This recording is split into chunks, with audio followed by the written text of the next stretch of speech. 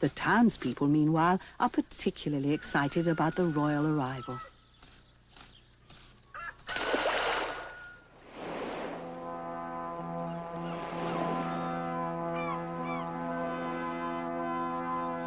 King Edward is making his entrance through town so that we can all catch a glimpse of His Royal Highness.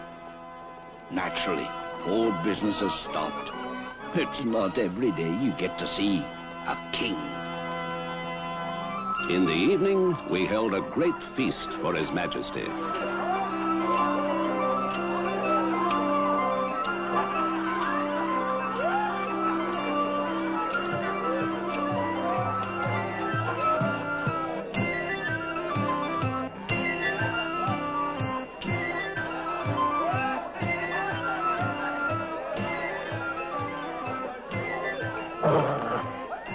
But the purpose of the King's visit is not entirely social, though the Welsh countryside has been relatively quiet of late. The King warned me that Prince David of Gwynedd is raising an army for an assault on all the English strongholds in Wales. His Majesty and I discussed strategy long into the night.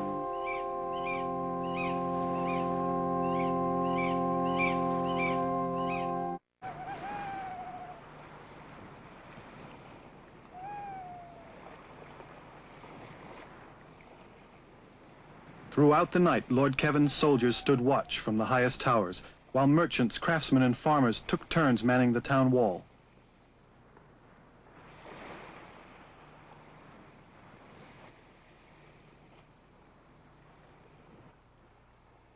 In the waters around the castle, Welsh ships prevented escape or new supplies reaching the English.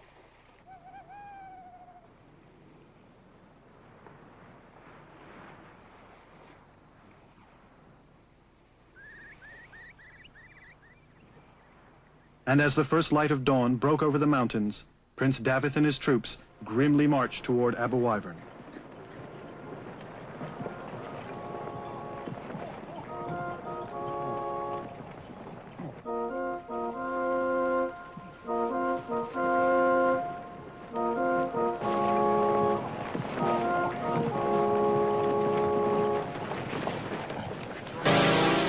What lay in our way, we destroyed. The flour mill, the livestock barns, farmhouses. I ordered all the grain fields put to the torch. No longer will we suffer the presence of the cursed English in our land.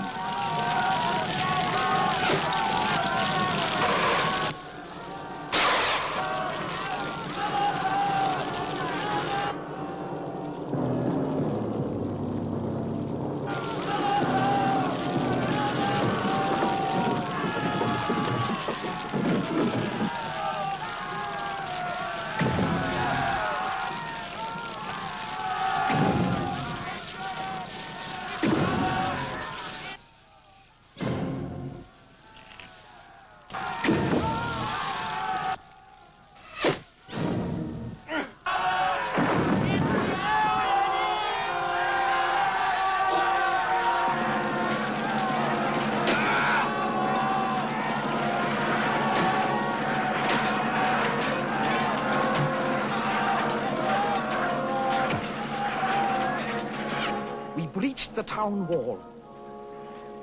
Then, house by house, we fought up toward the castle wall. A few fortunate townspeople made it into the castle ahead of their Welsh pursuers, who were trapped in the gateway between the portcullises.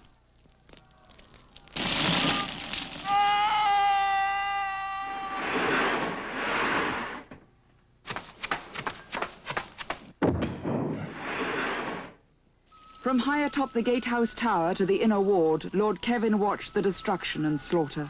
If I could only send forces out to help the brave townsmen on the front line. But if I leave the castle without defences, the whole siege will be lost. And with the Welsh army closing in, I cannot open the gates for any more people escaping the carnage. But now, the battle has come to us. Outside the castle walls, David's men assembled in force, preparing their siege towers and catapults. Inside the castle, archers stood poised, ready to unleash the first wave of arrows as the attackers came within their range.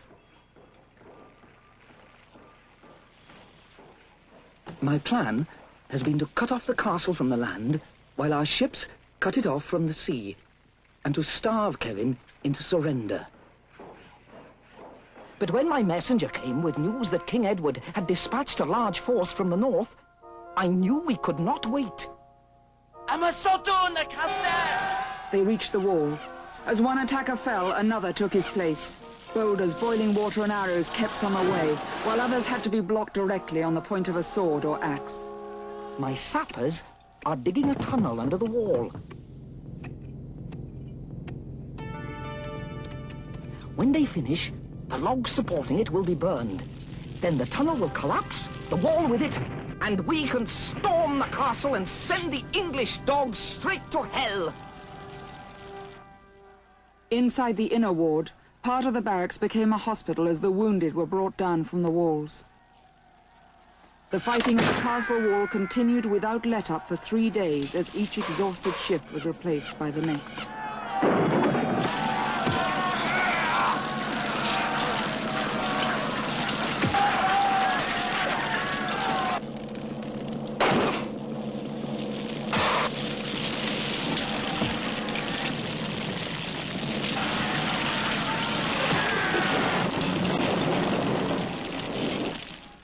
This morning, news has reached me that the troops of King Edward are less than a day away. Now we must make our final move. I am ordering the tunnel burned.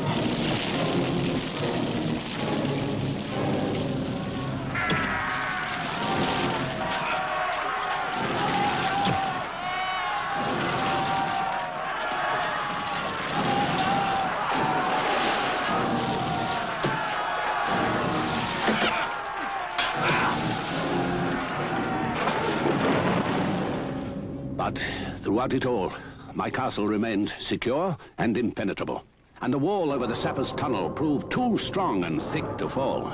The Welsh attackers have done their worst, but they were no match for our castle's defenses.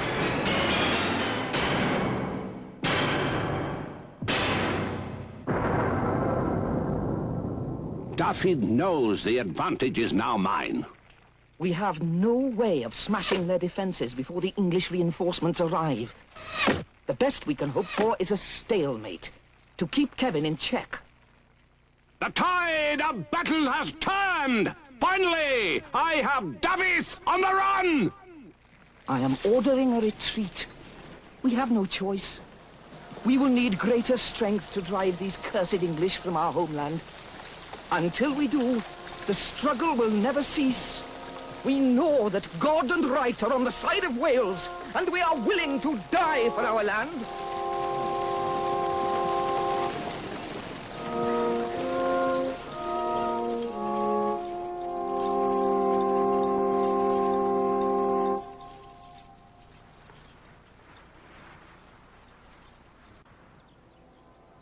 There were more battles over Aberwyvern, but in the years that followed, Welsh families began to take up residence outside the town wall.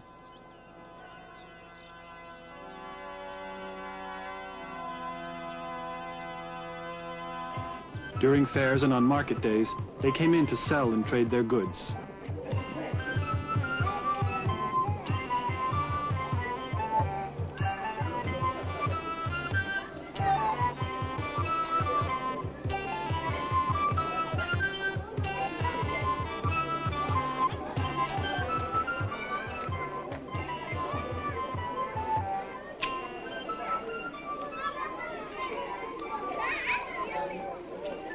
Eventually, Welsh and English lived side by side, and the town became too large for the wall that enclosed it.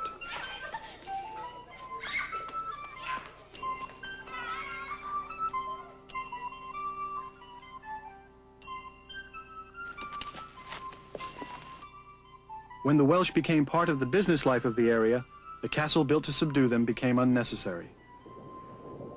Thus, the full measure of King Edward's victory wasn't achieved until almost 200 years after his death.